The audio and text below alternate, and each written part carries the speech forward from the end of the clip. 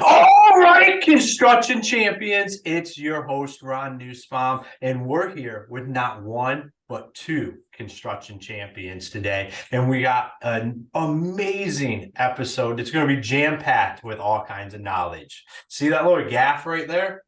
That should make you a little bit more comfortable about doing this because, we don't edit this or anything. We just had that conversation, and I come right in and stumble. And But scared us. I saw Christy's expression. I was like, what?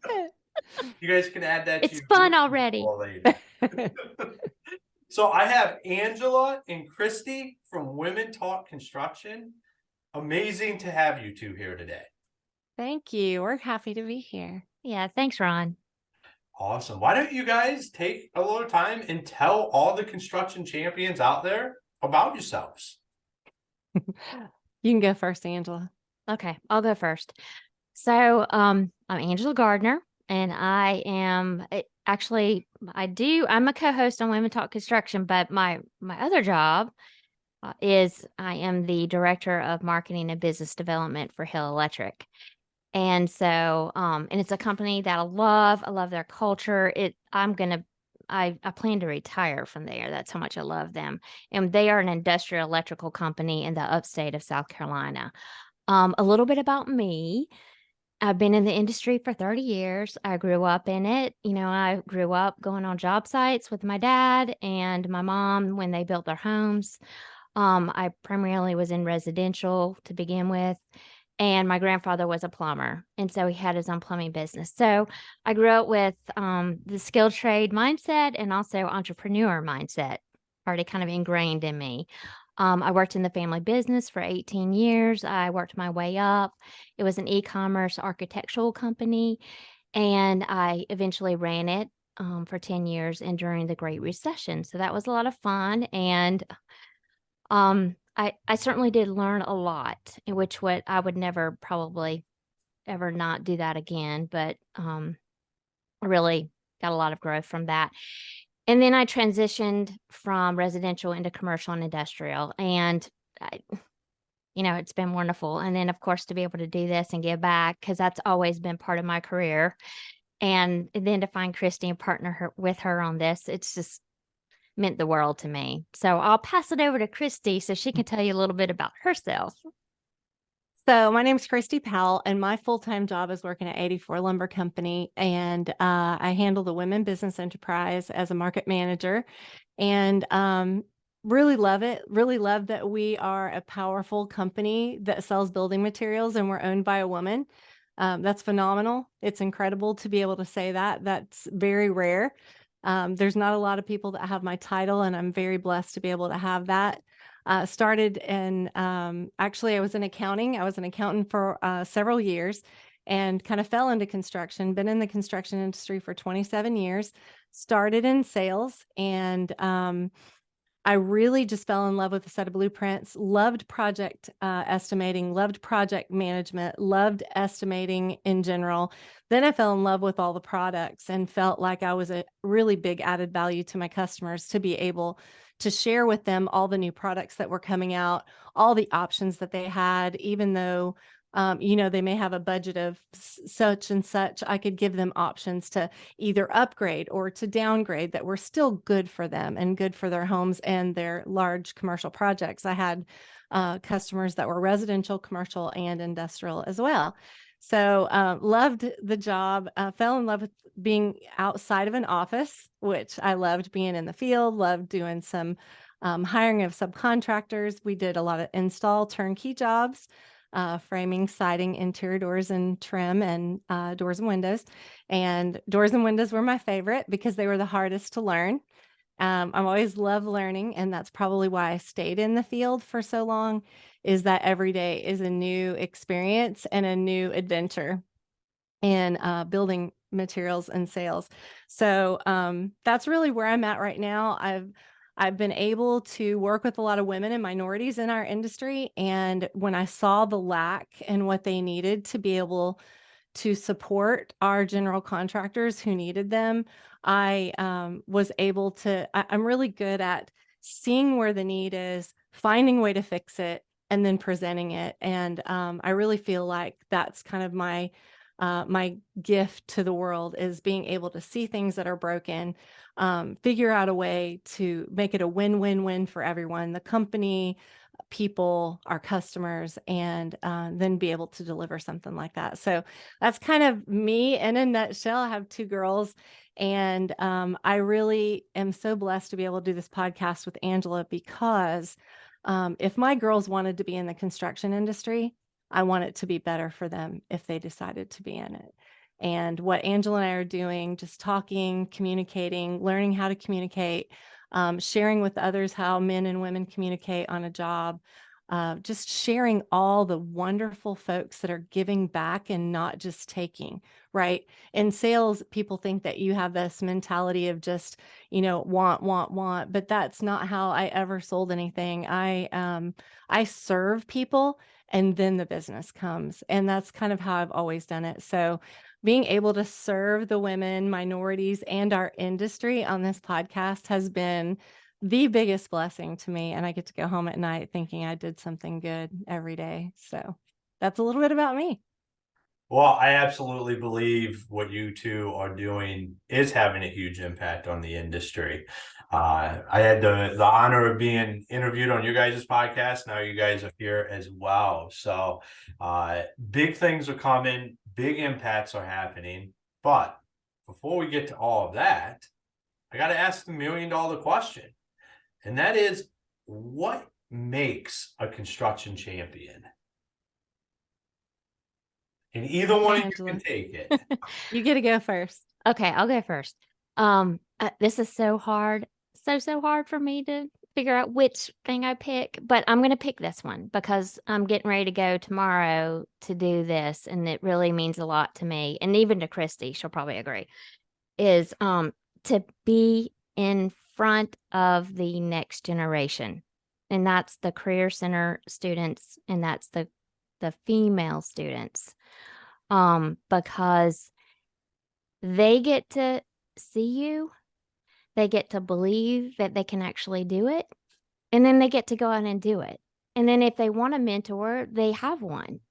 So what we do is we have this group called Women Construction Forum, and we actually go into the career centers and technical colleges and just have a conversation and introduce ourselves to the students, the female students in non-traditional career paths.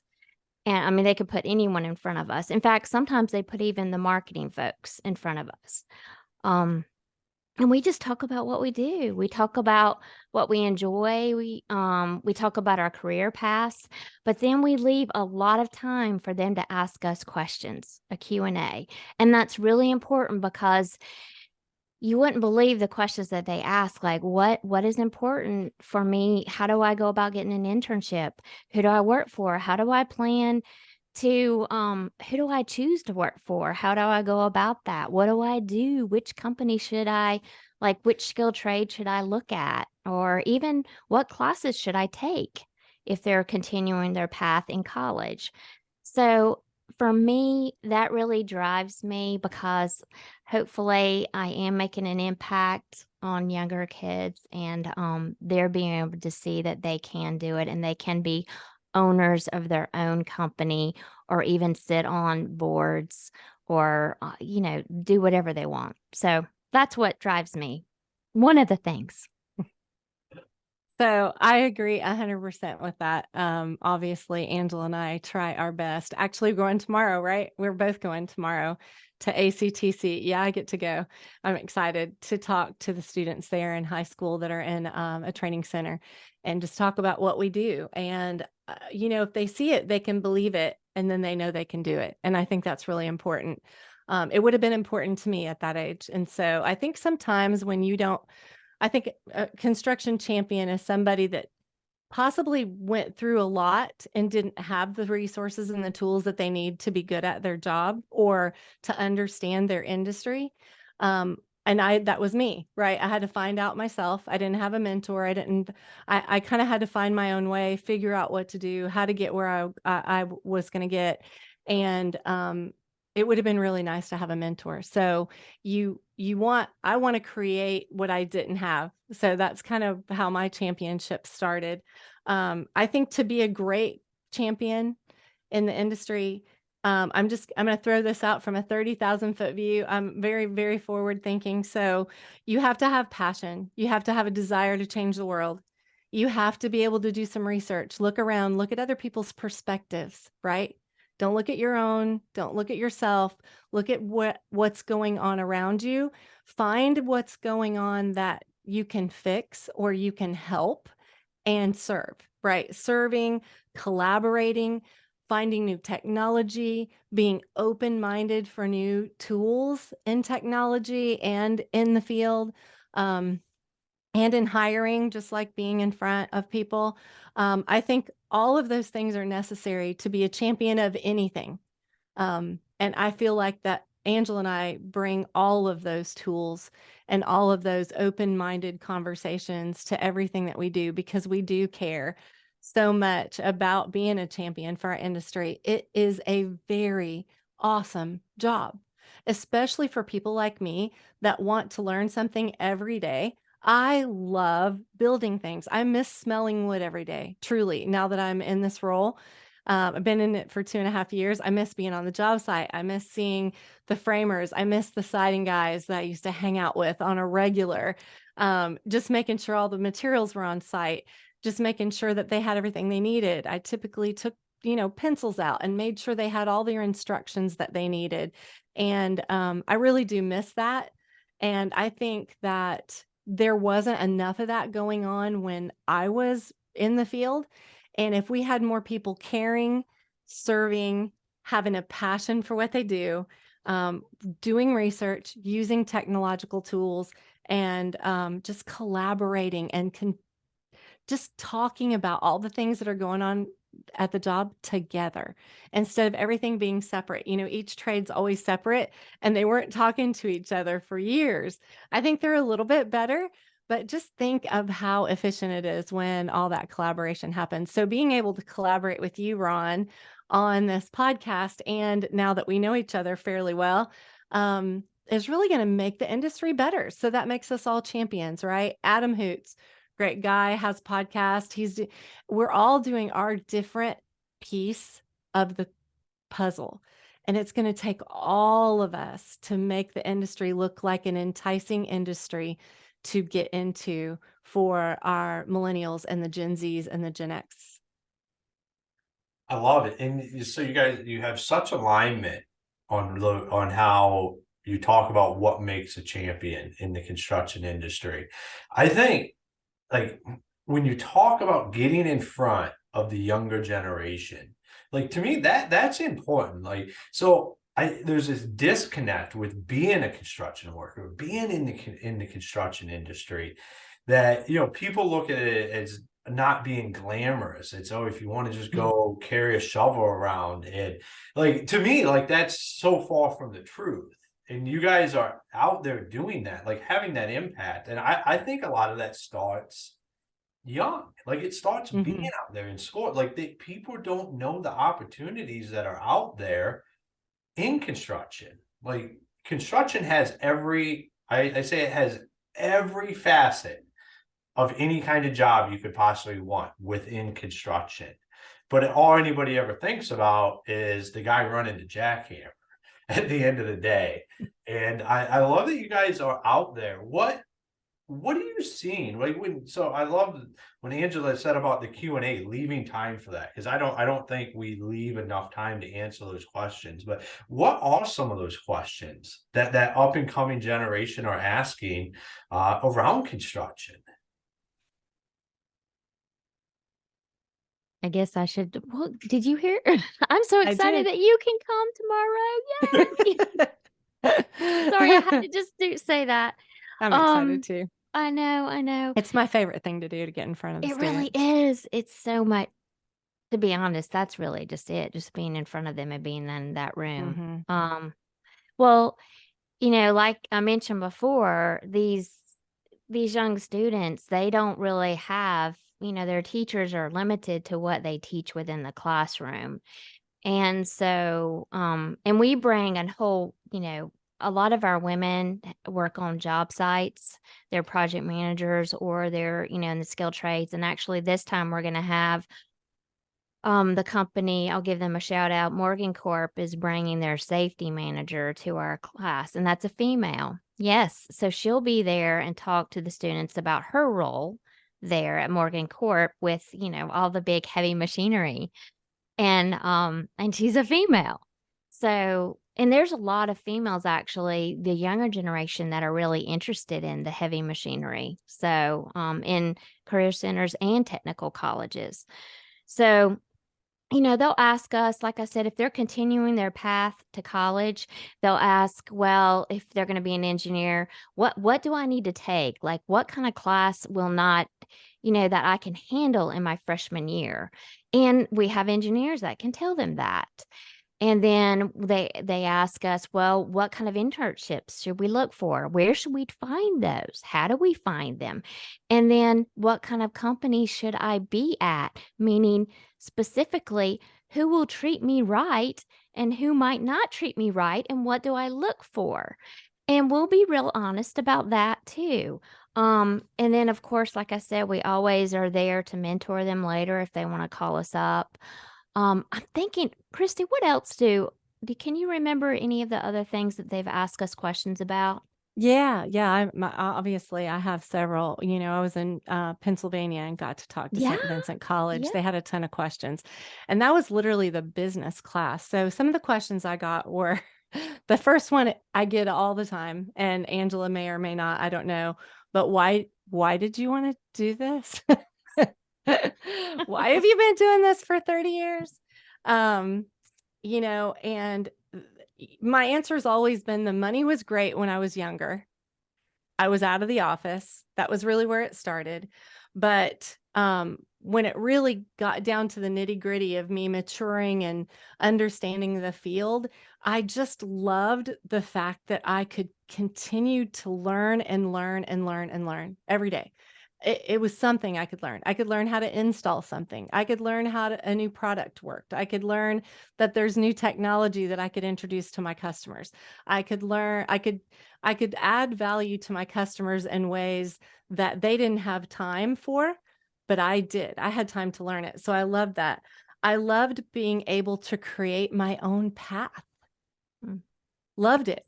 Yeah. As a female and even a male, if you're looking around the job site or you're looking around where you're at and you see a need, which there's always needs, right? Yeah. That's why we're having this podcast. And you can fill it and you're good at it, all you have to do is set yourself up for success, right? You start having conversations with those mentors and those bosses and the companies and say, hey, I saw this and I have an idea that might be better. And you can literally create your own path in a company. I love that because that's entrepreneurship without entrepreneurship, like without having that financial obligation over the top of you, but it's like having your own company. The other thing that, and I've been asked that, so the why, that's my 3 whys. And then I've had people ask me what to ask in an interview. So I'm going for an interview. I do want to work for this company. And they literally start out with, how do I need to prepare and how do I answer these questions? And I'm like, no, you need to turn that around just a little bit because things have changed a lot in 20 years, 40 years, however long it's been. Now I'm encouraging these students, and when they ask me those questions, how to prepare for interviews, I give them some questions that they need to ask because they need to find a place that they fit in. Right? Don't leave it all up to them to ask you questions. You have a desire. You want to fit in a great place. So here's, we've developed some questions and we ask I've given those questions to students. Look, don't just make it about them. You're valuable. They need you. These are the questions you need to ask so that it's a good fit because nobody wants you. It's very expensive to hire somebody and then they leave, right? I see it all day, every day at 84. We see it all day, every day at entrepreneurship. Hill sees it. It's very expensive. Every company knows that. So you're actually doing the company a favor at a young age by asking questions that are going to keep you from being in a spot that's going to cost them money to put you to work. And then you find out that it's not a good fit for you. So ask those questions, find out what's important to you. The other questions were, I'm in business accounting. How is construction affect me? So those are the questions that, like, would construction be good for me? Yes. So if you're in accounting and you're in finance, and I think that's where the options are limited out there in the omniverse is what Jesse Hernandez calls it. The options are so vast that if you're in business and you're in accounting, there's not anything you can't do in construction. Literally, you're going to be great at estimating. You're going to be great at project management. You're going to be great at budgeting for the client. Like, there's just so many things that every single aspect of your knowledge could fit in the construction industry. And that's what I love about it the most. I hope that answers your question. Yeah, no, absolutely. And so, yeah, an accountant, like that's one of the best hires that Oh, yeah, for a sure. up and growing company can have. And I think people in the accounting world don't ever think about the construction industry, the residential construction, or any of it. And I Mhm. think when you have lawyers that just practice construction law, Yes. like Yeah. there's Yeah. all of this stuff that's around it. Like I have a 5-year-old, my son's about to be 5 years old. And he's been around me. I was in construction. I work around construction, like he thinks about construction. And I think having these conversations as people are younger and letting them know like it's not just about going and getting your hands dirty. This is about we're Oh, the yeah. backbone of America. It's what built America is the men and women in the construction industry. And it continues to do that. And as we see a shift in people not necessarily wanting to go to college, I think like what you guys are doing is so powerful to get out there and let people know. Like there's Mhm. other career paths. You can go do this. You can do amazing things. And what I picked up on that is that it's just not you two rolling in there. Mm-mm. You guys are bringing the We're bringing our forces. It posse. sounds like Our tribe. yeah, you're trying to have that maximum impact. Mhm. Yeah. What really matters, and Right. that's absolutely amazing. What you guys are right in the thick of this every day, dealing with not only working there, but helping the future do this. So, and you guys probably get this all the time. I don't even know why I just pre-reference it with that, but what would you say to yourself right now if you were just starting out in the construction industry? I can start since Angela looks like she's Thinking. pondering. Yes.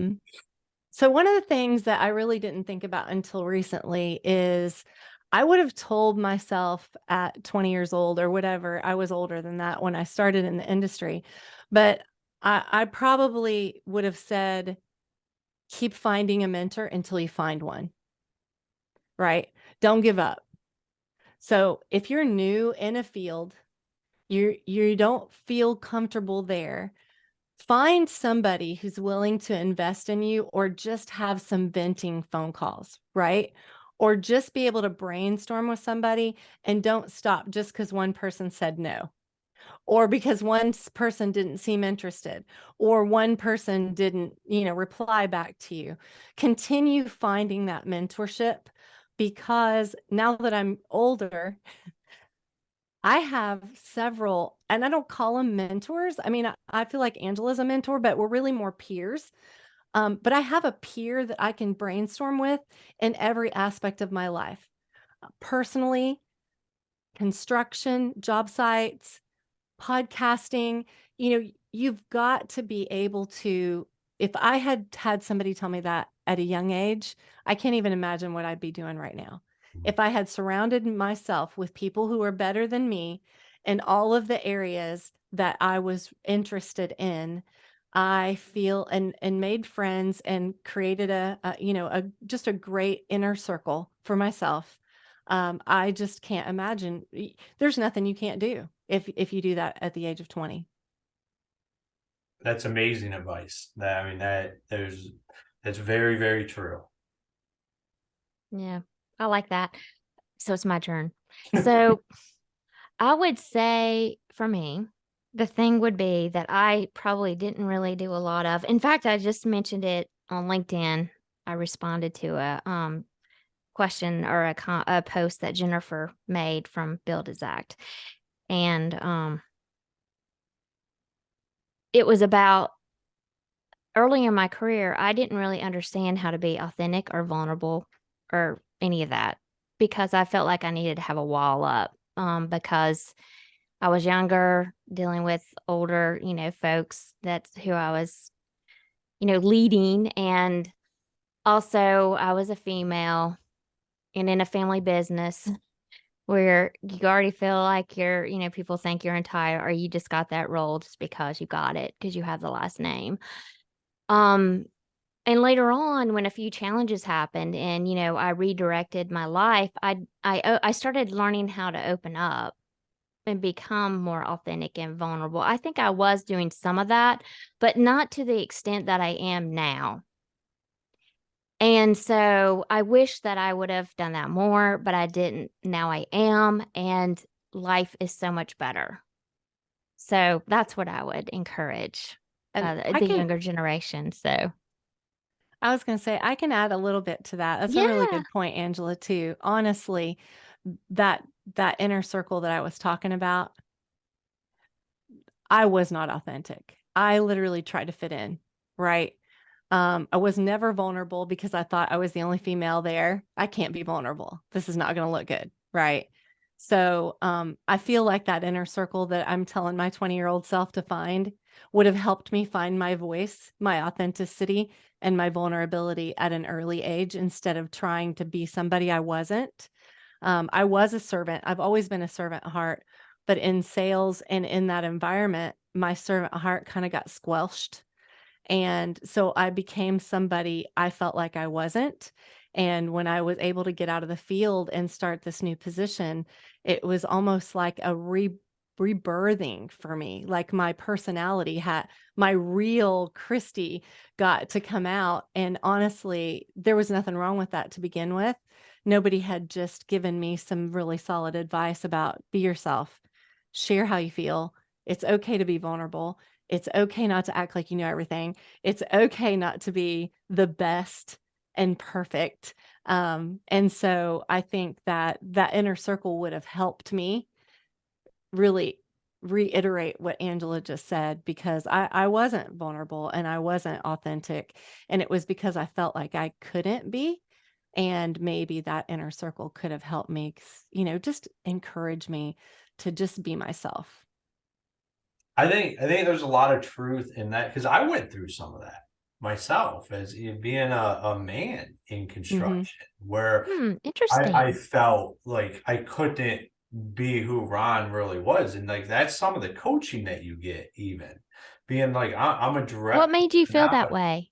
I don't. Like, Well, I mean, like I was in a position where I was kind of being coached to not be Mm. okay. authentic self, like that. Oh, yeah. That wasn't what people wanted. Mm-hmm. People want this, and then that I wasn't happy with that. So I think Right. there's a lot of that happens within construction for men and women out there because they feel it's a pressure packed situation sometimes, Mm-hmm. especially the higher up the chain you get, the bigger the company, the more volume that's happening. There's a lot of results that have to happen. And Mm-hmm. I believe that if you're just your best self, that is truly what everybody wants. And it took me going down the road of not being that to realize that because you get really unhappy. So I Yes. think that's a Yeah. great point that you two made about that.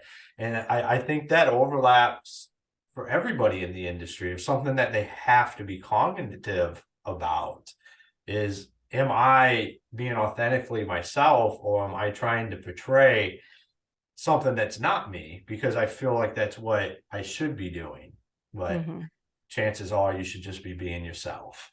I'm glad. Thank you so much for sharing that Yeah. because honestly, um, there are a lot of men that I've heard from that were in the same boat, and it does make you feel a little bit of a like it's not me to hear that, just the confidence Yeah. building that Angela and I try to do. There are a lot of men out there that literally have said to us, I don't have confidence either. I just can't talk about it. Right? Like, I know you do this for women, but, this is a challenge for me as well. We were just raised not to discuss it. And it's just really awesome that you're being vulnerable and a lot more people are being vulnerable. It doesn't matter if you're a man or a woman or what your title is or how much money you have or where you've been or what you've done. You can be in this industry and you just need to be you. Right? Because you have a valuable gift inside of you that the world needs to see. And if you're pretending or trying to fit in, that gift isn't going to get out to make the world a better place. 100%. And I think like that's why we have these conversations, because this is the impact. We Mhm. don't have an impact unless we have the conversations and start opening up that door. So it has been fantastic having you two here today. So before we get out of here, why don't you guys each share where people can find you? If somebody wanted to connect, where would they do that at? What's the best channels to do that? You want to get started, Christy, or you want me? Sure. Don't everybody Sure. jump in at once there. So LinkedIn, I'm trying to be better about not interrupting people.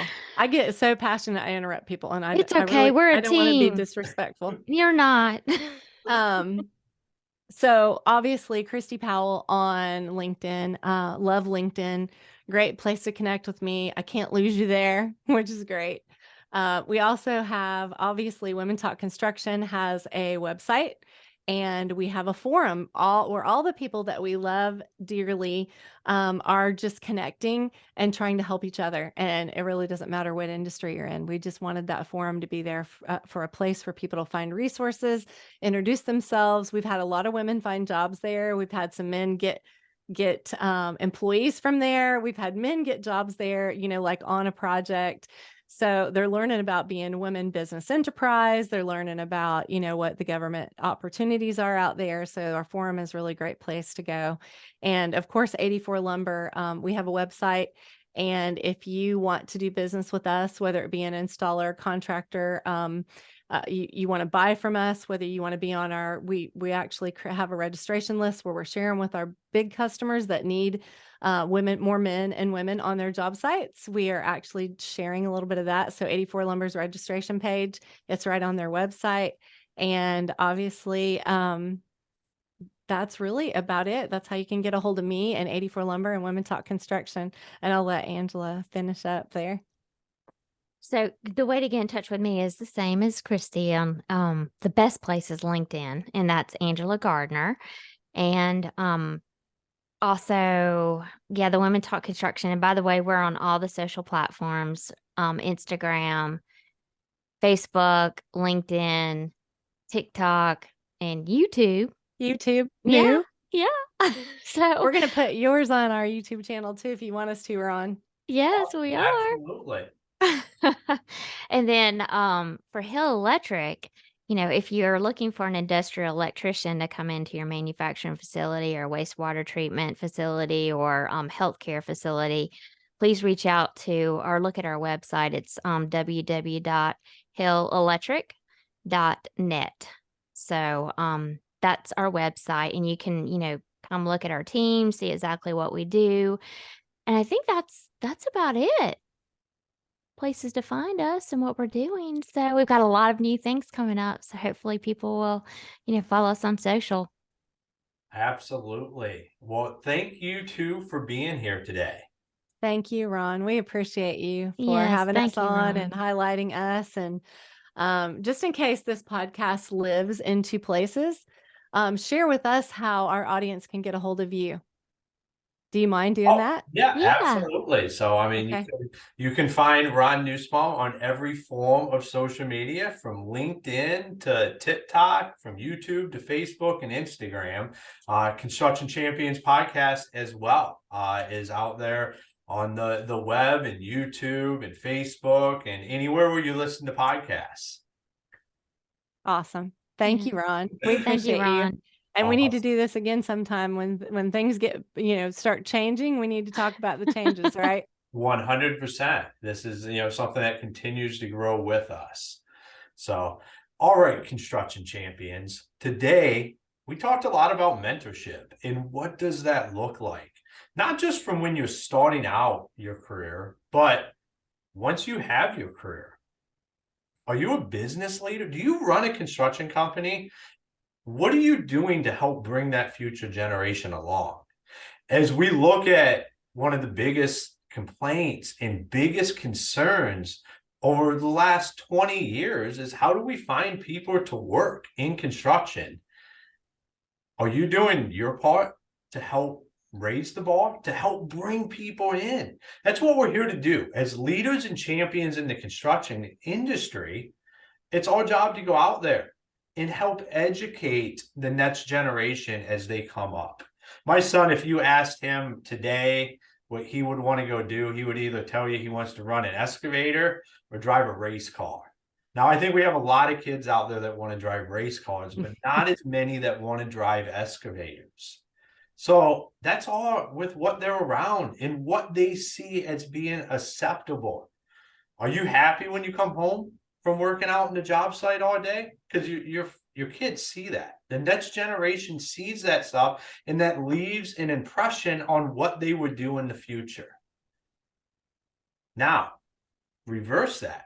And let's talk about yourself and the mentorship that we need as individuals. You guys all know I'm a big component of having coaches, having mentors, having the right people in your life to continue to raise the bar. So as always, make sure you're doing that. And then make sure you're doing that for somebody else. That's how we continue to keep the industry moving forward. So construction champions, until next time, be the champion you were meant to be.